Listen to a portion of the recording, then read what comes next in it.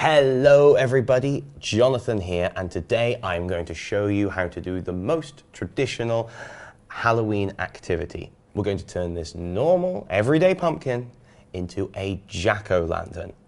A jack-o'-lantern is the name that we give to the pumpkins that have a face cut out of it. And, well, I think I've got a nice little pumpkin here. Now, before I did anything, I just want to say that we need some things to get started. Obviously, you need your pumpkin. This is a good size pumpkin.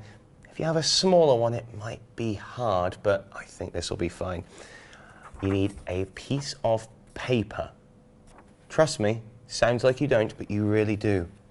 A pen to draw, a marker that you can use later, a knife, ask your parents, don't handle a knife without knowing, and this, a small candle or tea light, as they're sometimes known.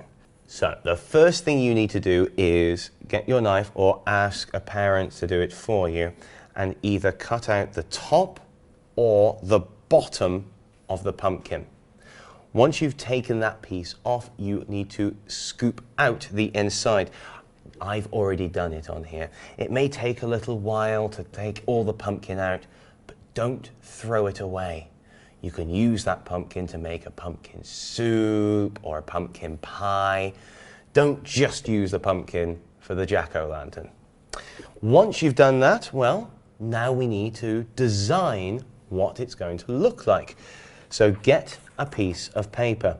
Take it and see if it's the right size for your pumpkin. I think this one is perfect.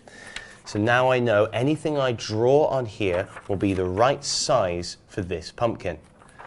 Why am I drawing it on paper first? Well, I make mistakes, and I'm sure you make mistakes too. If you make a mistake on paper, just throw it away and start again. If you make a mistake on the pumpkin, you're in trouble. So now I'm going to design my face. I'm going to give you a tip. The big tip is try to draw straight lines, not curves. Let me show you.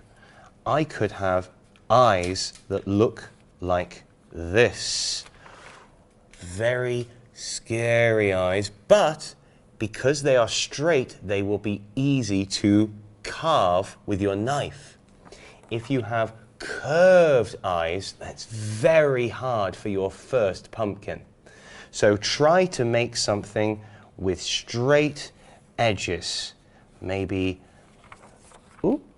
a pointy eyes, a triangle nose, and a big, scary, pointy mouth. Ooh. Not the best picture in the world, but this is to make sure that things will fit on your pumpkin. After changing my design and making sure it's got straight lines, this is what I have, a very scary looking face. Now what you can do is fold your paper, get your marker, and draw on where pieces would be. So for example, let me pull this back. I know in the middle there will be the center of the nose. Boop. There it is.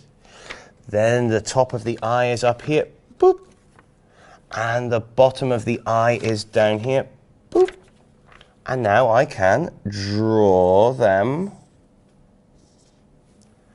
And now I have a good idea of where my eyes are going to be. Now you need to do this for all of the face. So the eyes, the nose, and the mouth. Let me just do that and I'll be right back. And now I have my design on the pumpkin. So this is what it should look like. Now don't worry if it doesn't look as good as you want it to, because you can still make changes. This is a good guide. You don't have to keep to this, but it really helps having it there. So now what we're going to do is take the knife and start the carving part of pumpkin carving. We use carving when we're going through something very thick. I know you cut a piece of paper, but imagine the piece of paper was as thick as this pumpkin. You wouldn't be cutting it, you would be carving it.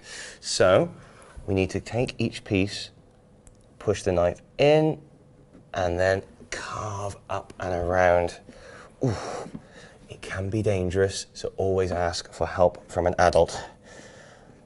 Are there any adults? I need help from an adult. Okay, so I'm just going to cut through this and, well, join me when I've finished cutting. I'm on the last line now, and see, having it be straight lines makes it much easier to cut than all of those curves. And hey, hey, hey, there we have our jack-o'-lantern. Look at it, very spooky, very scary.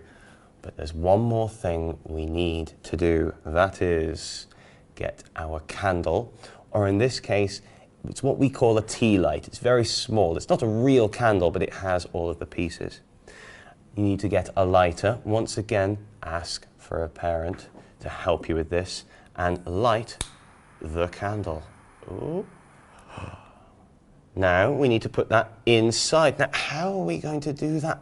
That's why I cut the bottom off, so I can put it there and then place the jack-o'-lantern over the top. And the real best part, well, when it's in the dark, it's very spooky.